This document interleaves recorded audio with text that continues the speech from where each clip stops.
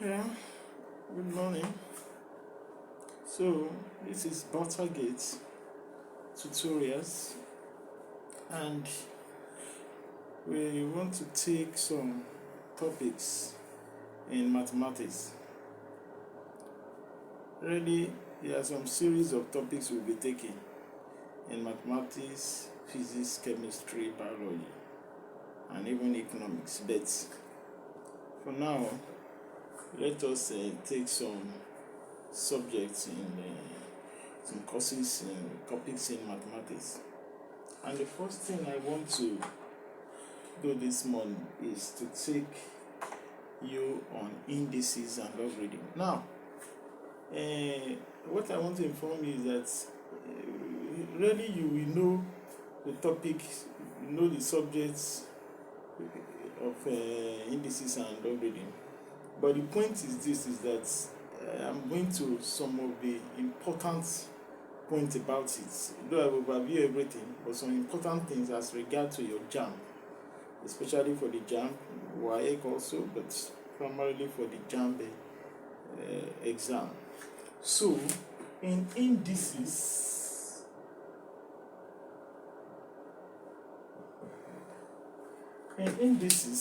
there are some laws of indices, and it's a straightforward law, but I will just let me look for it. But, okay. For the first law, it says a raised to the power of m multiplied by a raised to the power of n plus n. Now, please, what I want you to understand about this, he said a raised to the power of m multiplied by a raised to the power of n is a raised to the power of n plus n. Now, what is this? That when the base are the same, the same thing, and you are multiplying, the law says that you will add the powers. I don't think you will have any problem with this. For example, 2 raised to the power of 3 multiplied by 2 raised to the power of 4 is 2 raised to the power of 3 plus 4, which is 2 raised to the power of 7. You see, they are of the same base. If they are of different base, the law does not go that way. They are different base, this law does not apply. The same base. The law number 2, a raised to the power of m divided by a raised to the power of n minus n. Now, the law says here, if the base they are the same, it says that the power will be the differences between the powers. For example, 2 raised to the power of 7 divided, or let me put it, 3 raised to the power of 7 divided by 3 raised to the power of 5. What the law says is that since you are dividing, it will be 3 raised to the power of 7 minus 5, which is 3 raised to the power of 2. The base is the same, and you are dividing. The law number 3, it says that a raised to the power of n, everything raised to the power of n. Now look at this. A raised to the power of m, that is powers into powers. The law says that it will be multiplication, m multiplied by n. So when you have the power, I think in one of the JAMB question, it was something like 2 raised to the power of 3 raised to the power of 4 raised to the power of 5. 2 raised to the power of 3 raised to the power of 4 raised to the power of 5. So what that means is that 2 raised to the power of 3 multiplied by 4 multiplied by 5. Powers into powers into powers. That's for the laws. Then number 4, one of the laws, let me just put this, it said a raised to the power of 0 is equal to what? 1. Anything raised to the power of 0. Anything raised to the power of 0 is 1. So either you have 7 raised to the power of 0 is 1. 10 raised to the power of 0 is 1. Anything raised to the power of 0 is 1. So that is like the law number 4. Then let me take like the law number 5. 1, 2, 3, 4, 5. Now, look at this. It says a raised to the power of 1 over n. Now I put 1 over n a raised to the power of a fraction. A raised to the power of a fraction. The law says that is equivalent to the n roots of a. N roots of a.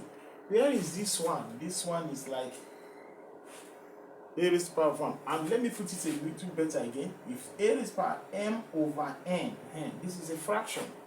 Because I want you to know where this m will go to. So it is the denominator. You see, this is the numerator, this is the denominator. It is the n root. So this will be equivalent to the n root of a raised to the power of m. So that is, excuse me. So that is how this implies. A raised to the power, please, you have to look at this very carefully. A raised to the power of m over n, a fraction, the power of a fraction. It is good. So, for example, if you are given 27 raised to the power 2 over 3, for example, so what is going to be is going to be the cube root of 27 raised to the power of 2. And is either this way, is either 3, the cube root of 27, everything raised to the power of 2, or you put it 27 anyway you put it. So what is the cube root of this? Is 3 raised to the power of 2, which is 9. So please take note of when the power is a fraction. When the power is a fraction. And you, for example, look at one of the questions that came out. When they give you 64 raised to the power of 0.25. You just like want to confuse. 64 raised to the power of, this is, you take this one to fraction. So it's like 64 raised to the power of 1 over 4. You take 20.25 to a fraction, 1 over 4. So this is, and what is going to be, this one is going to be the fourth root, of 64. The fourth root of 64. Let's just leave it that way, but this is, so the fourth root of 64. You know, when you are given square roots, and we are going to do solve, you are going to, but when you are given like square roots, they are giving you a cube root. So this is like a square root. This is a cube root. This is a fourth root. Fifth root, sixth root, that's how you put it. This is square root. When nothing is written, it's as if 2 is here. Square root, cube root, fourth root, fifth root. It goes like that. So please take note of this law of these indices. Then number 6. If you are given a power that is negative, for example, a raised to the power of minus m. Now look at this. A raised to the power of minus m. To remove this negative, the law says that it will be equivalent to the reciprocal a raised to the power of n. So please look at it. To remove the negative sign of a reciprocal of a power, to remove it is equivalent to the reciprocal of the value. So you just put 1 over a raised to the power of n to remove a negative sign. So for example, if you are given 2, you are given 2 raised to the power of minus 3. What it means is 1 over 2 raised to the power of 3, which is 1 over 8. So that's what it means. Then, we are getting to the climax. Law number 7. Now, this law is telling you if the base, for example, if you are given, this is an equation. It says that a raised to the power of n, if it's equals to a raised to the power of n. Now look at it. It said the base is the same. A raised to the power of n is equal to a raised to the power of n. Since the base are the same, the law says that and they are equal, therefore m is equals to n. This is like an equation. For example, if you are given 2 raised to the power of 3 is equals to 2 raised to the power of x, and they say what is the value of x? Since this base they are the same, therefore x is equals to what? 3. But you know, sometimes they are not going to put a question like this directly. For example, if they give you 64 is equals to 2 raised to the power of y, and they say what is the value of y? So you see, if you want to do the number, you will know. So you have to, how do you do this in such a way that it will be in 2 raised to the power of something? So you know 64 is 2 raised to the power of 5. Because 2 times 2, 4 times 2, 8, 16, 32, and 64. Sorry, 2 raised to the power of 6. So 2 raised to the power of 6 is equals to 64 is equals to 2 raised to the power of y. Therefore, your y is equals to 6.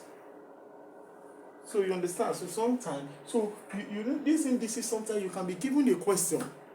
You see, that is where I'm going. You know, this is all about indices. I think the last one, law number 8, is like synonymous to this. If you are given a raised to the power of x is equals to b raised to the power of x.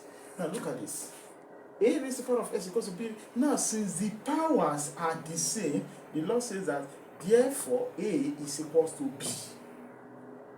Since the power, this one is since the base are the same, then the powers are equal. Now, since the powers are the same, therefore the base also are equal. It's like so for example, if you are given something like 5 raised to the power of s is equals to p raised to the power of x.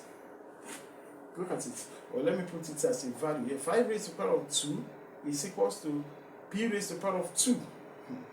So if you are given 5 raised to the power of 2 is equals to p raised to the power of 2, they say what is the value of p? Therefore, p is equals to 5. Because the powers are the same, definitely the base. I think the laws that is very technical here is law number 7, law number 8, and law number 5. Please, you have to really take note of this law and which gave birth to this other one, these 2 laws, the powers, the base. So please, this is the topic on indices. So I just want to take it, please go over it. And you know, most of the questions, things about mathematics is that you go and practice.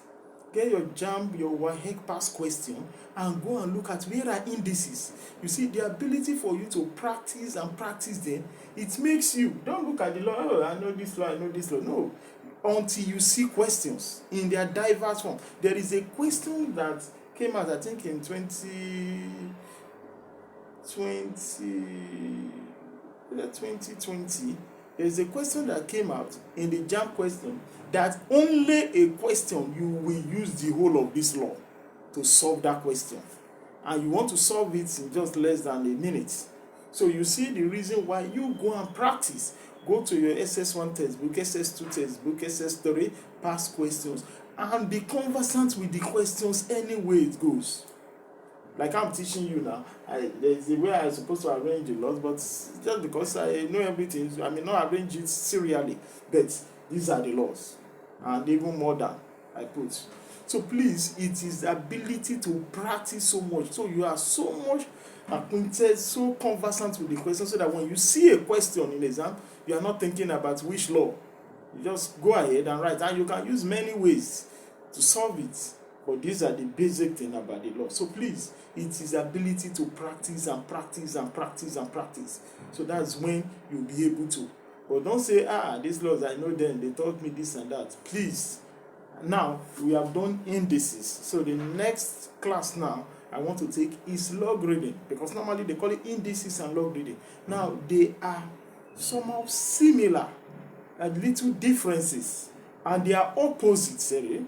They are opposites. So I will take the log reading just immediately after now. Thank you.